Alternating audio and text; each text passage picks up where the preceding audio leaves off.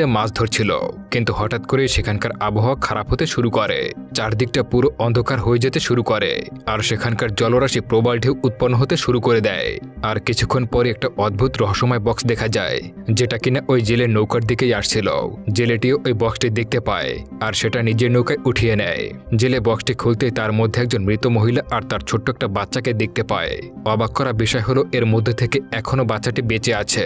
বাচ্চাটিকে দেখে জেলের খুব মায়া হয়, আর বাচ্চাটিকে নিজের ছেলে মনে করে কোলে তুলে নেয়, আর বাচ্চাটির নাম দেয় পার্সিয়াস। এরপর অনেক বছর পার হয়ে যায়, আর এত বছরে পার্সিয়াস এখন যথেষ্ট বড় হয়ে গেছে, আর সে এখন ওই জেলেকে নিজের বাবা আর তার স্ত্রীকে নিজের মা হিসেবে জানে। একদিন তারা মাছ ধরার জন্য তাদের নৌকায় করে অন্য এক জায়গায় যাচ্ছিল। ঠিক তখনই তারা একটা জায়গায় এসে দেখে কিছু লোকেরা মিলে একটা বড় মূর্তিকে নদীতে ফেলে দিচ্ছে, আর এটা হলো জিউসের। আর সে নিজেকে ভগবানের সমান মনে করে। মূর্তিটি সমুদ্রে ফেলে দেওয়ার সাথে সাথে সমুদ্রে একটা অদ্ভুত আলোড়নের তৈরি হয়, আর হঠাৎ করে সেখান থেকে কিছু হিংস্র জানোয়ার বের হয়ে আসে।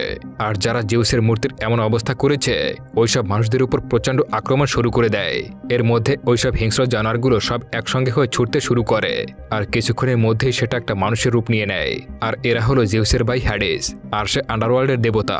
এরপর হ্যাডিস ওই জেলের নৌকায় হামলা করে দেয়, আর তাতে সেই ছোট্ট নৌকাটি সেখানে ভেঙে তলিয়ে যায়।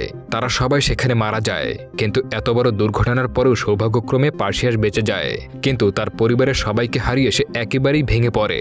তবে তখনই সে নিজের কাছে প্রতিজ্ঞাবদ্ধ হয় যে সে তার পরিবারের মৃত্যুর বদলা হ্যাডিসের কাছ থেকে অবশ্যই নিয়ে ছাড়বে।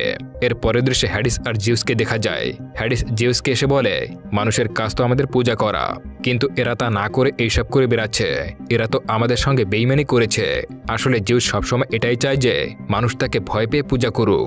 এই জন্যই জিউস এই মূর্তিটা বানিয়েছিল নিজের ক্ষমতা বজায় রাখার জন্য।